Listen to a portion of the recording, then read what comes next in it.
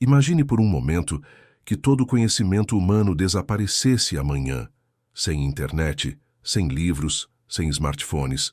Como você salvaria tudo o que a humanidade aprendeu? Como garantiria que seus filhos soubessem onde encontrar água limpa, quais plantas curam e quais matam, quando as chuvas chegam e como ler os sinais do céu? Há 40 mil anos, nossos ancestrais enfrentavam exatamente esse desafio. Mas eles não apenas sobreviveram. Eles criaram o sistema de armazenamento de dados mais sofisticado e duradouro da história humana. Não havia servidores na nuvem, mas havia algo muito mais poderoso: a mente humana conectada em rede. Bem-vindos ao verdadeiro Google da Idade da Pedra. Entre 70 mil e 40 mil anos atrás, algo extraordinário aconteceu com nossa espécie. Arqueólogos chamam isso de revolução cognitiva. Não é que nosso cérebro ficou maior. Ele já tinha praticamente o tamanho atual há 200 mil anos. O que mudou foi como usávamos essa máquina de 1,4 quilos.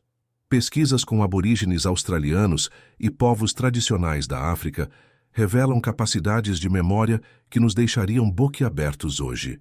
Um ancião Bushman consegue memorizar a localização exata de mais de 200 fontes de água em uma área de 50 mil quilômetros quadrados. Compare isso com nossa dificuldade para lembrar onde deixamos as chaves do carro.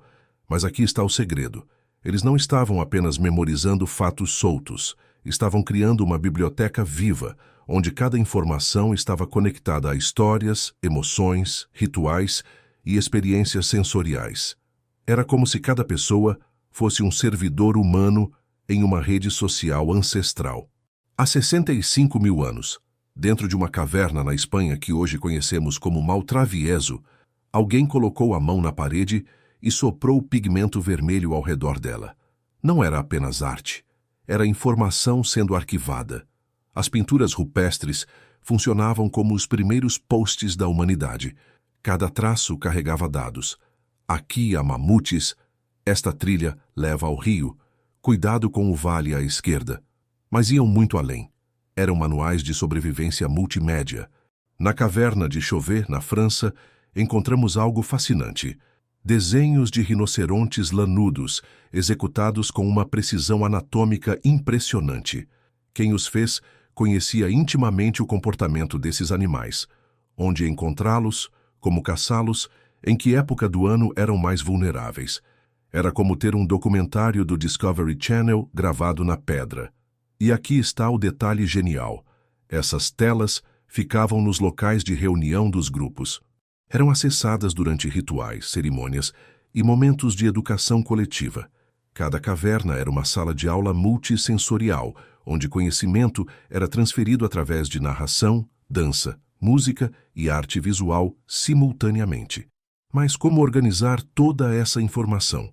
Como criar um sistema de busca eficiente sem palavras-chave digitais? A resposta estava nas histórias. Pesquisadores descobriram que mitos e lendas aborígenes contêm informações geológicas precisas sobre eventos que aconteceram há mais de 10 mil anos.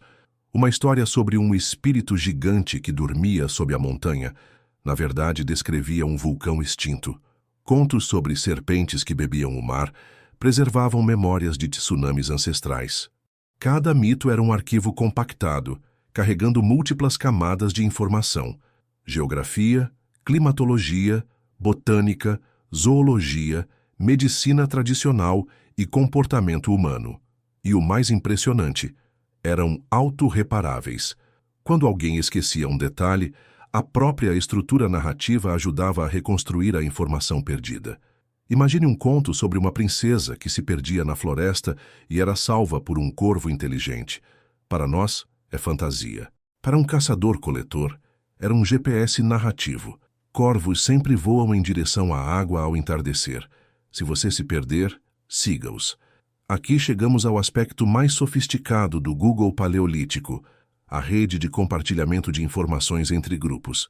Análises de ferramentas de pedra encontradas a centenas de quilômetros de suas fontes de matéria-prima revelam algo extraordinário.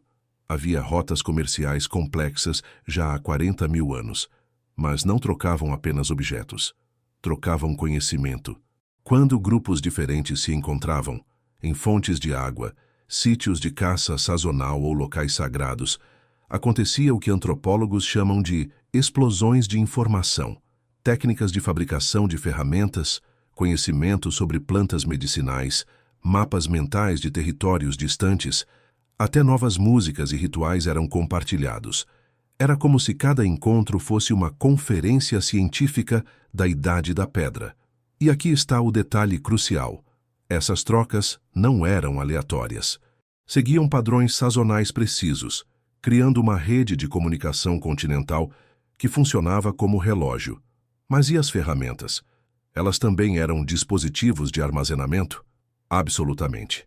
Cada machado, lança ou raspador carregava informações codificadas sobre como e quando usá-lo. O formato da ponta de uma lança revelava para que tipo de caça foi projetada. A curvatura de um raspador indicava se servia para trabalhar couro, madeira ou osso. Arqueólogos descobriram que algumas técnicas de fabricação de ferramentas eram tão complexas que exigiam anos de aprendizado. Uma ponta de lança solutrense, criada há 20.000 anos na Europa, requeria mais de 200 golpes precisos para ser finalizada. Era como dominar um software especializado. E aqui está a genialidade. As próprias ferramentas funcionavam como livros de instrução físicos.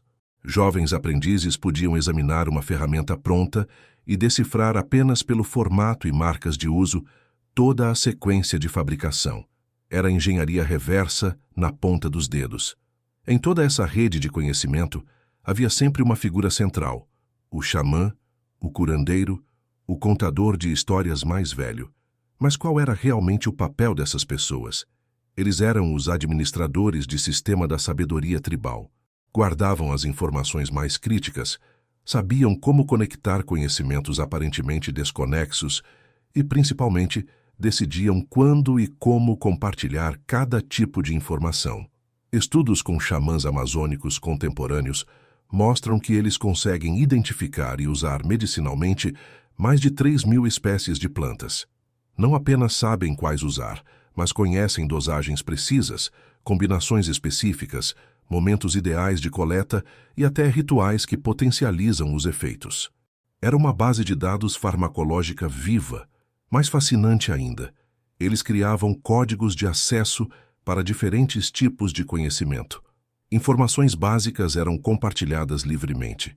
Conhecimentos perigosos, como venenos ou práticas rituais poderosas, exigiam iniciação específica. Era um sistema de permissões de usuário sofisticadíssimo. Enquanto você desliza o dedo pela tela do seu celular, buscando a próxima informação, pare por um momento. Seus ancestrais fizeram algo que nós, com toda a nossa tecnologia, ainda estamos tentando reaprender. Eles criaram um sistema de conhecimento que durou dezenas de milhares de anos. Não precisavam de energia elétrica porque usavam energia humana. Não precisavam de servidores porque cada pessoa era um nó na rede. Não temiam vírus de computador porque seus antivírus eram rituais, tabus e tradições que protegiam a integridade da informação. E talvez a lição mais poderosa: eles entendiam que conhecimento sem contexto emocional e social é apenas dado morto. Por isso, envolviam cada aprendizado em histórias, rituais, arte e experiências que tocavam não apenas a mente, mas o coração e o corpo. Hoje, temos acesso a mais informação do que qualquer geração anterior. Mas será que realmente sabemos alguma coisa? Ou apenas navegamos por uma superfície infinita de dados desconectados? Nossos ancestreves das cavernas nos ensinaram que o verdadeiro Google não está nas nuvens digitais. Está na capacidade humana de transformar, conectar e dar significado às informações que recebemos. A próxima vez que você procurar algo no Google, lembre-se, você está usando uma versão digital de uma tecnologia que a humanidade aperfeiçoou ao longo de 40.000 anos. E talvez, só talvez, possamos aprender algo com aqueles primeiros programadores da história. Se essa jornada pelos algoritmos ancestrais fez você repensar o que significa realmente saber alguma coisa, deixe seu like e se inscreva no canal. Porque a busca pelo conhecimento, seja em cavernas ou na internet, é a aventura mais humana de todas.